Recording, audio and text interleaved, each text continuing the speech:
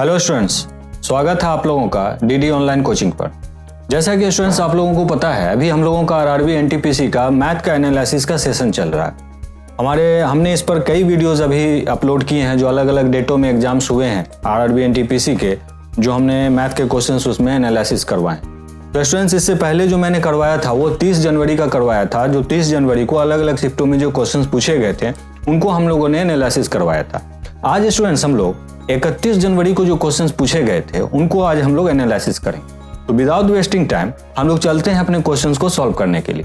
सबसे पहला क्वेश्चन जो आपके बीच आ रहा है स्टूडेंट्स, वो कुछ ऐसा है। क्वेश्चन कुछ ऐसा कहता है कि एक पोल अपने आधार से 80 मीटर की दूरी पर 80 सेंटीमीटर की दूरी पर 45 डिग्री का कोण बनाता है।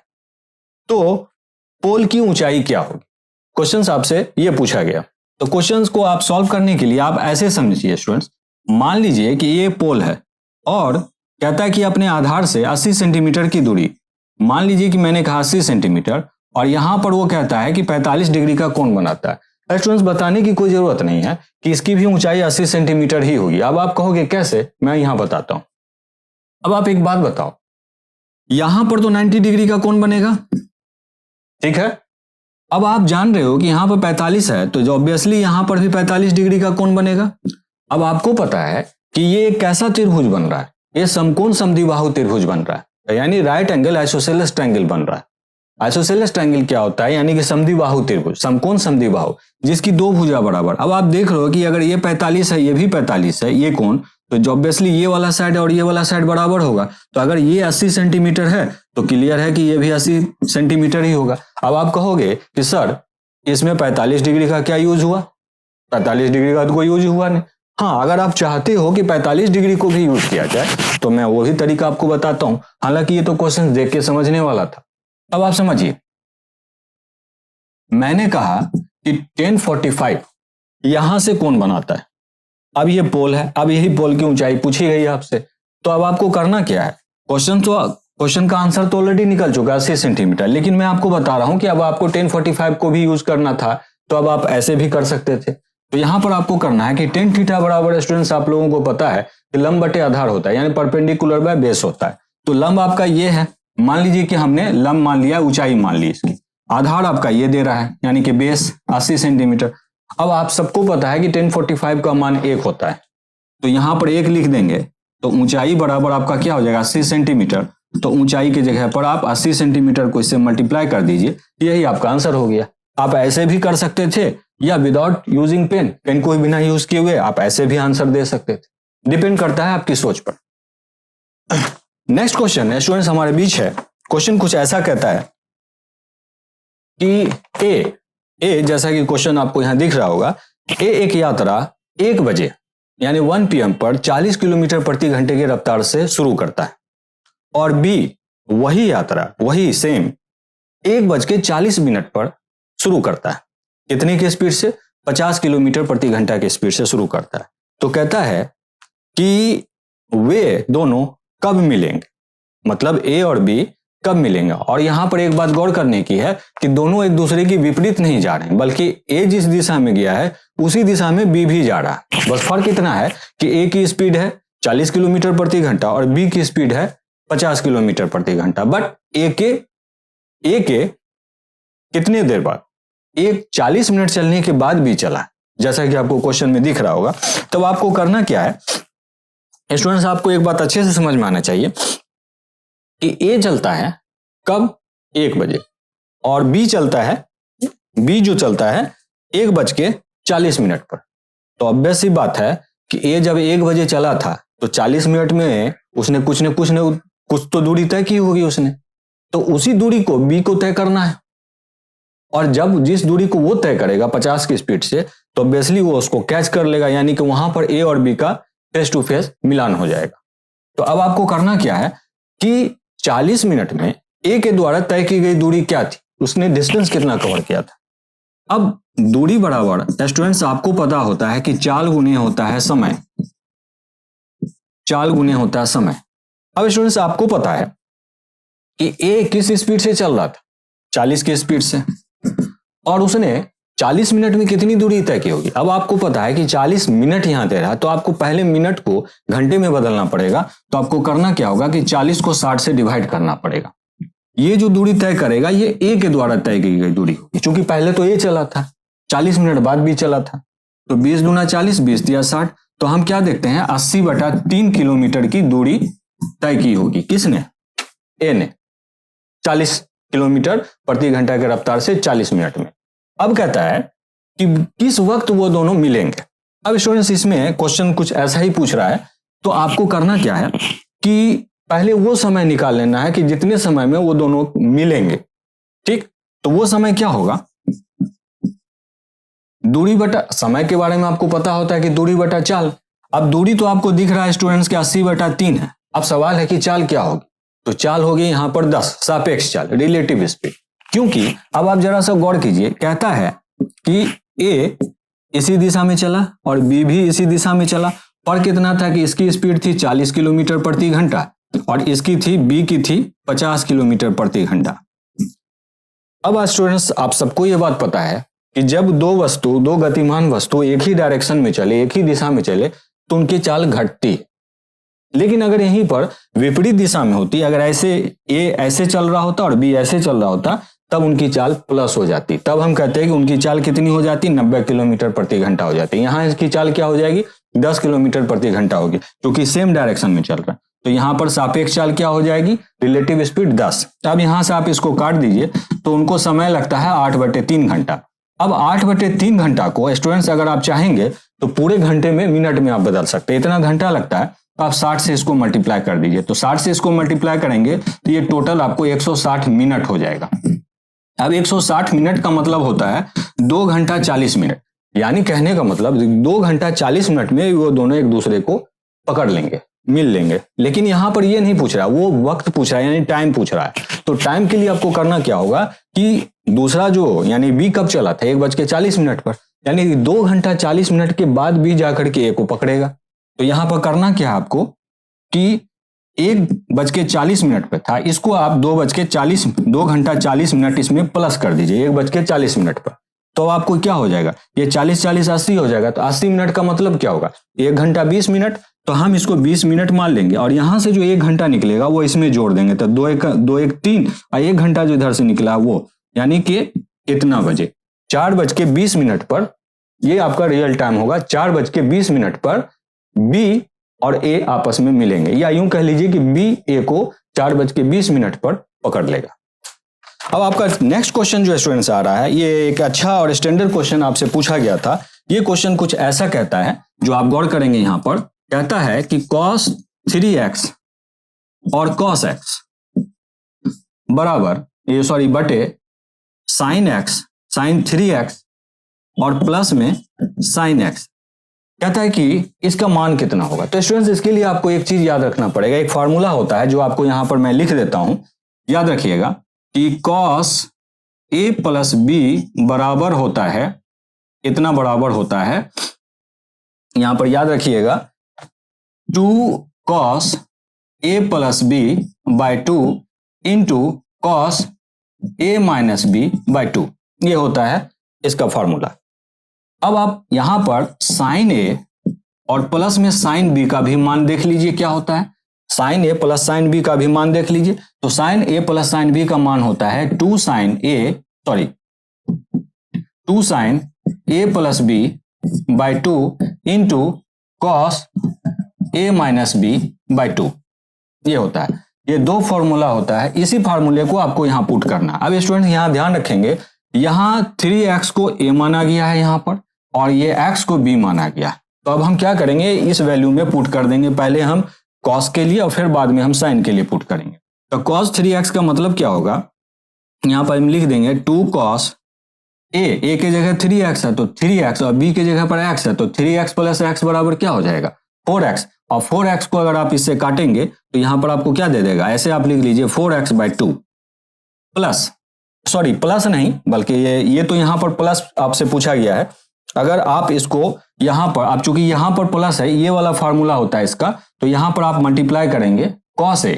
तो cos a के जगह पर 3x है और b के जगह पर क्या है x है। तो 3x में x घटाएंगे तो 2x हो जाएगा। cos 2x/2। और नीचे में अब आपको करना क्या है स्टूडेंट्स, हाँ इसमें पूछा गया है इतना बराबर, तो अब आपको करना क्या है कि 2 sin यहाँ पर कर दीजिए, तो यहाँ पर यही हो जाएगा 3x + x = 4x/2, और cos a - b same to same ही है, तो इसका भी मान क्या आ जाएगा cos 2x/2। अब आप काट दीजिए, इसको काट दीजिए, ये सेम टू सेम है, यहाँ ये से 2 भी कट जाएगा। अब यहाँ से इसको भी काट दीजिए, 2 बार में कट जाएगा। तो अब आपको यहाँ पर स्टूडेंट्स क्या मिलता है, cos 2x, और यहाँ पर मिलता है sin 2x। अब स्टूडेंट्स आप लोगों को पता है कि cot थीटा बराबर होता है sin थीटा, cot थीटा बराबर होता है cos थीटा/sin थीटा, cos थीटा/sin थीटा। तो आप सीधे सीधे यहाँ लिख दीजिए cot 2x, इसका मान हो जाएगा cot 2x, cos 2x/sin 2x, यहाँ पर हो जाएगा cot 2x। यही आपका फाइनल आंसर हुआ। लेकिन इसके लिए स्टूडेंट्स आपको ये फार्मूला जरूर से याद रखना पड़ेगा, तभी जाकर के आप इसको बना पाएंगे। यानी कि cos a, मैं दोबारा से रिपीट कर देता हूं, cos a + b का मान होता है इतना, और sin a + sin b का मान होता है इतना। इसको आप याद रख लीजिए, आपके इस पर क्वेश्चंस पूछे जाते हैं। आप ये अच्छा और स्टैंडर्ड क्वेश्चन पूछा गया। नेक्स्ट क्वेश्चन, ये भी एक आपसे त्रिकोणमिति का ही क्वेश्चन पूछा गया था स्टूडेंट्स, इसको भी आप देख लीजिए। क्वेश्चन कुछ ऐसा था कि sin x और -3 cos x बराबर आपको दिया गया था √3 cos x। तो आपसे पूछा गया था कि cot x का मान कितना होगा, ये आपसे क्वेश्चन में पूछा गया था। तो अब आपको करना क्या स्टूडेंट्स, इसको ऐसे करके सॉल्व कर लेना है। तो आपको फाइनली ये क्वेश्चन कुछ ऐसा बनेगा, आप इसको ऐसा कर लीजिए कि sin x यहां पर रहने दीजिए, sin x यहां पर रहने दीजिए। यहां पर आप क्या कर लीजिए कि -3x को इधर ले जाइए। तो -3x को जब आप इधर ले जाएंगे तो ये आपका हो जाएगा 3 cos x, और ये तो आपका चूंकि इधर जाएगा तो ये प्लस में हो जाएगा, तो √3 cos x। अब आपको करना क्या है कि sin x, यहां से आप क्या कॉमन ले सकते हैं, cos x कॉमन ले सकते हैं। तो यहां पर आपका रह जाएगा 3 + √3। अब आपको करना क्या है कि इसके सापेक्ष में पूछा गया cot x के सापेक्ष में। तो cot x का मतलब होता है स्टूडेंट्स, आप कुछ इसको ऐसे लिख सकते हैं कि cos x by sin x और by 3 + √3, ऐसे लिख सकते हैं। अब इतना बराबर है स्टूडेंट्स, आपको पता होता है कि cot x के होता है, तो इसको अभी हम रहने देते हैं, पहले हम इसे सॉल्व कर लेते हैं। स्टूडेंट्स आप हमेशा याद रख लीजिए, जब भी ऐसा हो तो इसका प्रमेयीकरण करते हैं, रेशनलाइजेशन करते हैं।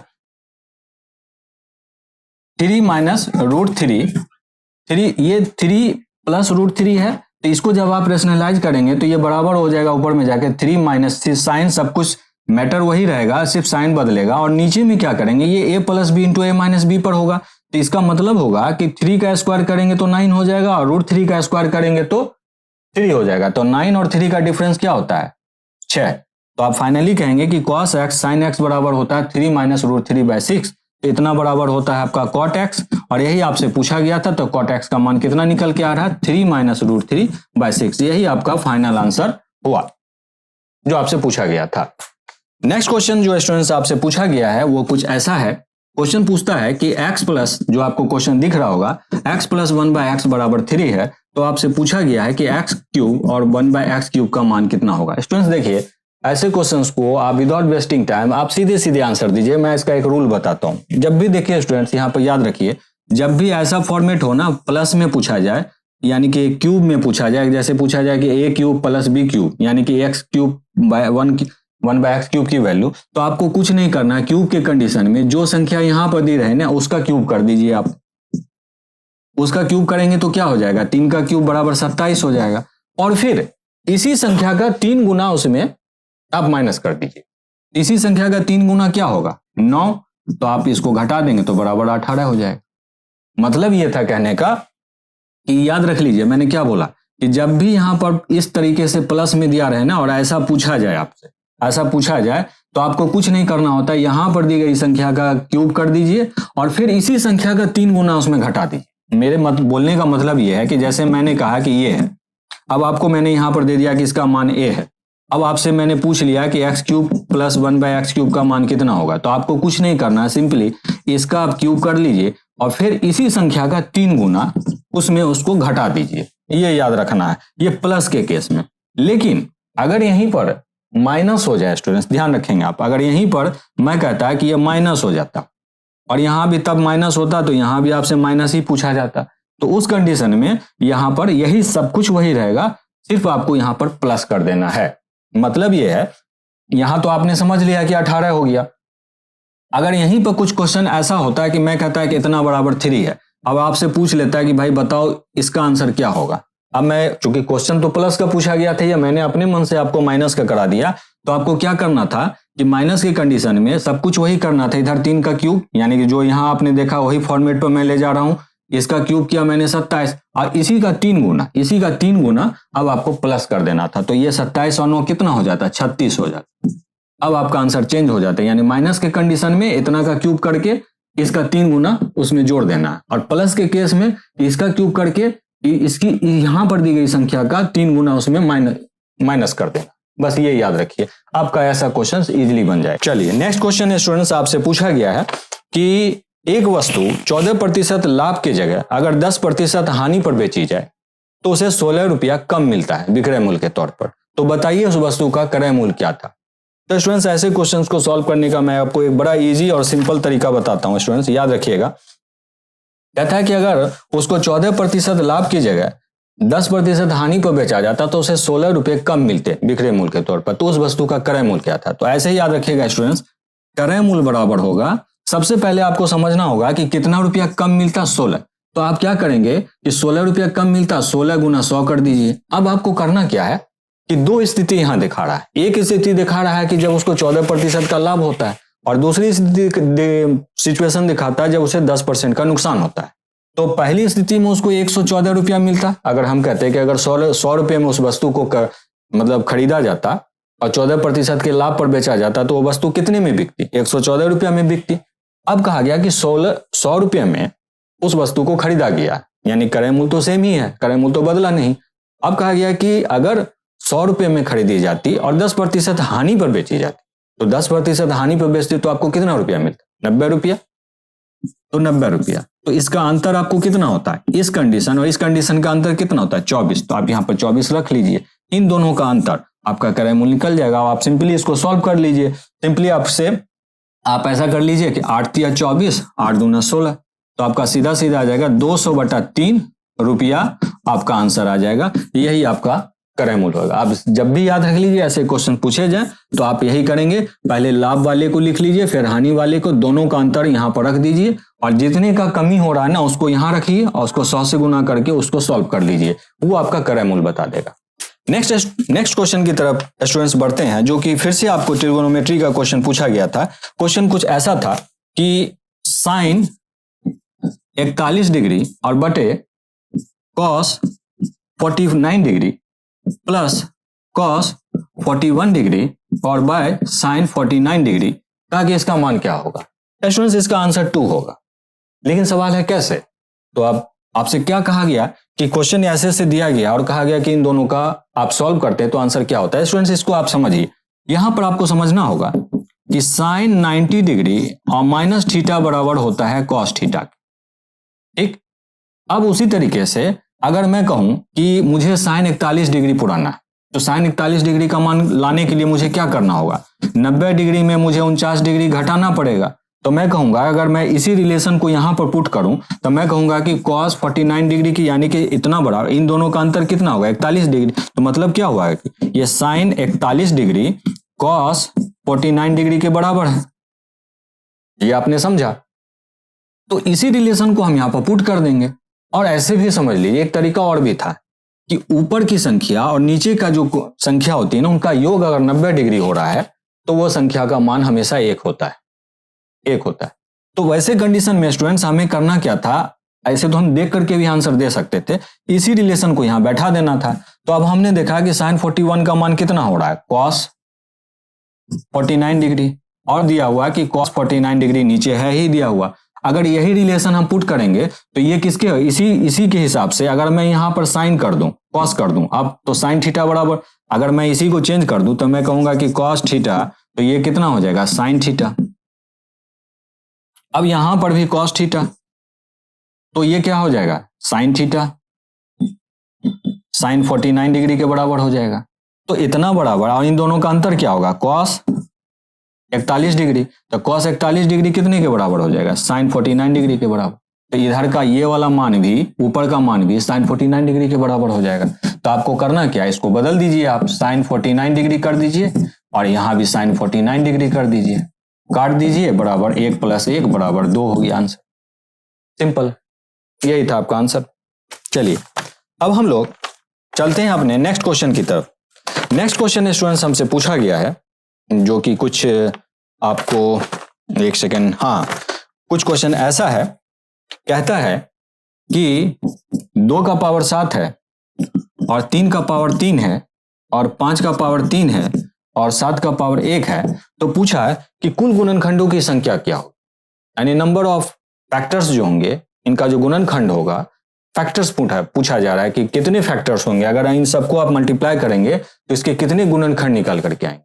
तो स्टूडेंट्स याद रखिए हमेशा कि जब भी ऐसे क्वेश्चंस दिए जाए ना, तो उनका फैक्टर्स निकालने का सिंपल और बेसिक तरीका क्या होता है कि आपको जो पावर दिया है ना सबका, उन सब में +1 करके सबको गुना कर दीजिए। कहने का मतलब है कि अगर यहाँ पर 7 दिया है तो इसको आप 8 मान लीजिए, सब में 1 पढ़ाना है।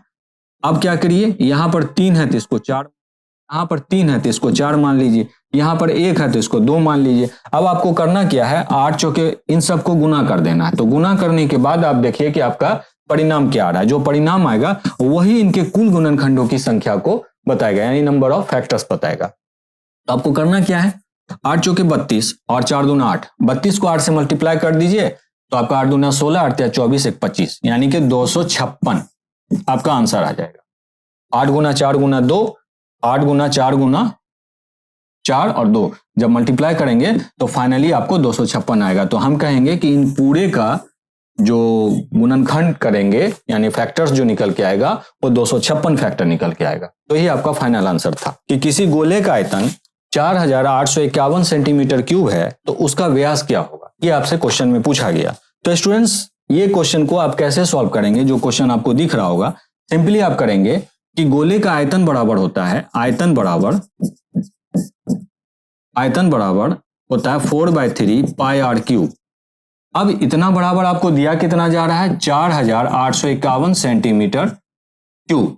आपको आर का मान निकाल लेना। तो आर का मान निकालने के लिए आप क्या करेंगे, 4851 सेंटीमीटर क्यूब इंटू 21 कर देंगे। चूंकि 22/7 होगा तो 7 या 21 और 22 चौके 88, 88 हो जाएगा।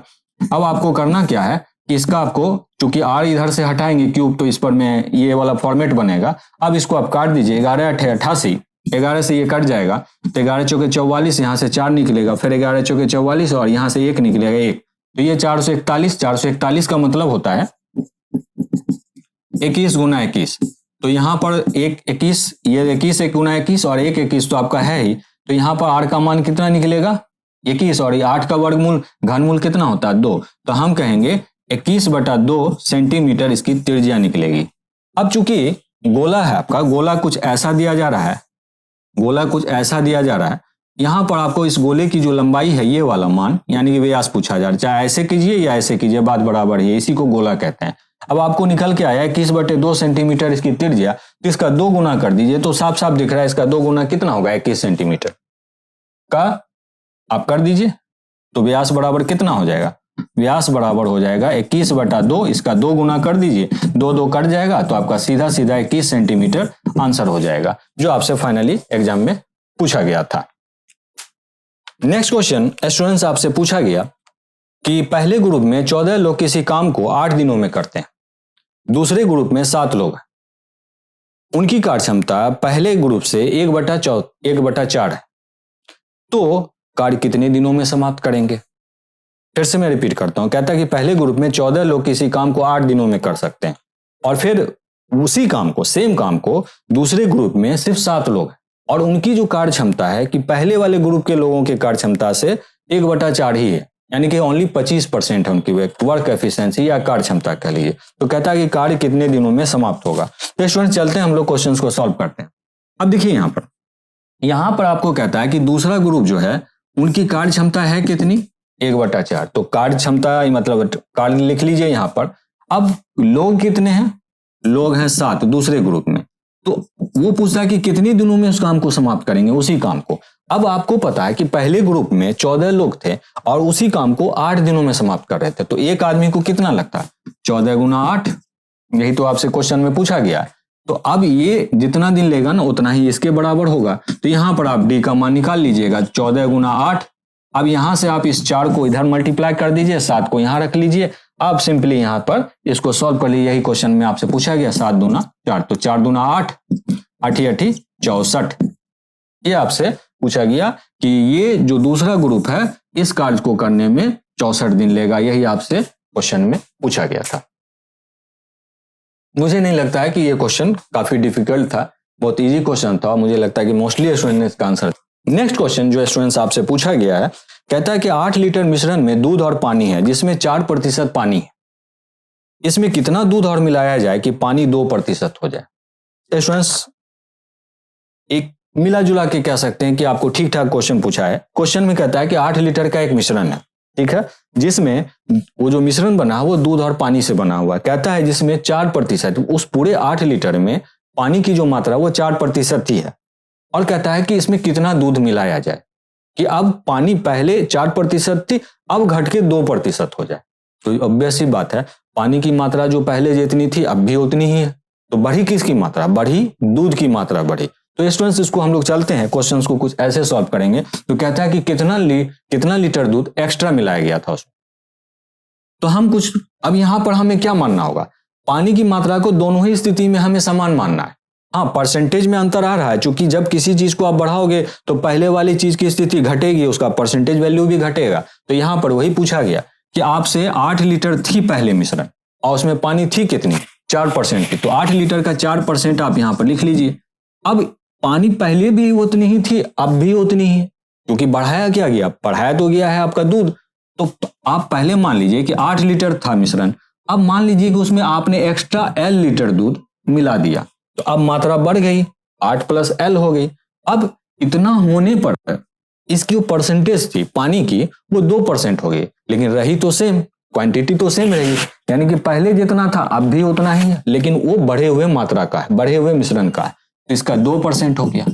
अब आपको इस यहीं पर L का मान निकाल लेना। तो ये 100 की जरूरत है नहीं, अब आप सिंपली इसको काट दीजिए। तो आप यहाँ पर 8 चौके 32 लिख दीजिए, 8 दूना 16 हो जाएगा, ये 2L हो जाएगा। अब आप एक बात बताइए, 32 16 को इधर लाएंगे तो क्या हो जाएगा? 2L बराबर 16 हो जाएगा। 32 में से 16 घटाएंगे तो ये काट दीजिए, तो आपका क्या हो जाएगा? L का मान 8 लीटर। मतलब ये है कि अब जो मिश्रण में जो एक्स्ट्रा दूध मिलाया गया है वो 8 लीटर दूध मिलाया गया। यही आपका फाइनल आंसर था जो एग्जाम में पूछा गया था। नेक्स्ट क्वेश्चन जो स्टूडेंट्स आपसे पूछा जा रहा है वो कुछ ऐसा है। कहता है कि एक वृत्त के अंदर एक त्रिभुज ABC बनाया गया। एक वृत्त है जिसके अंदर एक त्रिभुज ABC बनाया गया। अगर त्रिभुज ABC जो बनाया गया उसमें कोण ACB का मान 49.5 डिग्री है, तो कहता है कि कोण AOB का मान कितना होगा। जैसा कि क्वेश्चन आपको दिख रहा होगा, मैं यहाँ पर फिगर बना के आपको समझाने की कोशिश करता हूँ। स्टूडेंट्स देखिए, ये आपका बना वृत्त। अब क्वेश्चन में कहता है कि एक त्रिभुज बनाइए आप, ऐसे त्रिभुज। अब इस त्रिभुज में आपको ध्यान में रखना है कि क्वेश्चन कह रहा है कि कोण ACB का मान कितना है। यहां पर आप ऐसा कर लीजिए कि कोण ACB आप ऐसे लिख लीजिए, ACB ऐसे लिख लीजिए। और यहां पर आपको कहता है कि एक वृत्त के अंदर एक त्रिभुज जो है ये ABC बनाया गया। अब कहता है कि इसमें ACB का मान, यहां पर बनने वाला जो कोण है इसका मान दे रहा है आपको 49.5 डिग्री। तो आपसे पूछा जा रहा है कि कोण AOB का मान क्या। तो यहाँ सेंटर में आप यहाँ पर एक O मान लीजिए। अब यहाँ से इसको मिला दीजिए, आप यहाँ पर मिला दीजिए। अब यहाँ पर इसको O मान लीजिए। तो आपसे ये वाला जो कोण यहाँ पर बन रहा है इसका मान पूछा गया है कि ये कितना हो। तो स्टूडेंट्स याद रख लिए, इसके लिए आपको एक फॉर्मेट याद रखना पड़ेगा कि किसी भी वृत्त के अंदर कोई बनने वाली जो जीवा है, ये जीवा है, A और B क्या है? जीवा, जिसको इंग्लिश में कोड कहते हैं। उसकी वो जीवा अगर वृत्त के परिधि पर कोई कोण बनाती है तो उसके सेंटर पर बनने वाला कोण उसके परिधि पर बनने वाले कोण का 2 गुना होता है। कहने का मतलब ये हुआ कि मैं ये कहना चाह रहा हूं कि कोण AOB जो होगा, यही आपसे पूछा गया, ये AOB का मान पूछा गया जो कि क्वेश्चन में आपको दिख रहा है। ये किसके बराबर होगा? ये यहां पर बनने वाला, चाहे ये इधर बनता या इधर बनता, ये किधर भी बनाता, तो इसका यहां पर जो कोण बनता इस वाले कोण का 2 गुना होता। तो हम क्या कहेंगे कि ACB का 2 गुना होगा। यही आपसे पूछा गया है। तो आपको करना क्या था कि यहां पर ACV का मान आपको दिया गया है 49.5। तो अगर आप इसका डबल करेंगे तो 49 दूना तो 98 होगा और 5 दूना 10, यानी कहने का मतलब 10 नहीं कहिए, आप उसको 1 कह लीजिए। तो 98 में 1 जोड़ दीजिए तो आपका हो जाएगा 99 डिग्री। तो हम कहेंगे कि ए और बी का जो मान हुआ, यानी यहां पर बनने वाला जो कोण है वो 99 डिग्री का मान बनाएगा। यही आपसे पूछा गया था इस क्वेश्चन में। तो आपने समझा होगा कि यहां पर बनने वाला कोण यहां पर बनने वाले कोण का आधा होता है, या यूं कह लीजिए कि यहां पर बनने वाला कोण यहां पर बनने वाले कोण का 2 गुना होता है, अगर जीवा परिधि पर कोई कोण बनाती है तो मेरे ख्याल से आपको अच्छे से समझ में आई होगी। तो चलिए स्टूडेंट्स, आज हम लोगों ने देखा कि जो 31 जनवरी को जो अलग अलग शिफ्टों में जो क्वेश्चंस पूछे गए थे, उन क्वेश्चंस को आज हम लोगों ने एनालिसिस किया, उनका विश्लेषण किया और अच्छे से समझने की कोशिश की जो क्वेश्चंस को कैसे सॉल्व किया जाए और काफी कम वक्त में इसको कैसे बनाना है। स्टूडेंट्स, आपने देखा कि जो क्वेश्चंस मैंने करवाए हैं उसमें बहुत क्वेश्चंस ऐसे थे जो काफी इजी थे और कुछ क्वेश्चंस ऐसे थे जो आपके कॉन्सेप्ट्स को चेक कर रहे थे, और मोस्टली इस क्वेश्चंस जो थे वो फार्मूला बेस्ड क्वेश्चंस। तो याद रखिए स्टूडेंट्स, खास करके मैं बात करूंगा त्रिकोणमिति की यानी ट्रिगोनोमेट्री की। तो स्टूडेंट्स, फार्मूला याद रख लीजिए, बेसिक्स याद रख लीजिए, क्वेश्चंस इजीली बन जाएगा। बहुत ज्यादा पचड़े में नहीं पढ़ना, बहुत ज्यादा कंफ्यूजन क्रिएट नहीं करना है। इजी वे में जाइए एग्जामिनेशन हॉल में, और जितना ज्यादा आप कूल होकर के माइंड को शांत करके जाएंगे, आप अच्छा स्कोर करके आएंगे। ये मेरी बात आप सीरियसली इस चीज को मान करके चलिए। ये मैं आपको बता रहा हूँ, मुझे रेलवे के फील्ड की सालों का, एक वर्षों का अनुभव रहा है, और मैं पाटलिपुत्रा कोचिंग सेंटर से जुड़ा हुआ हूँ स्टूडेंट्स।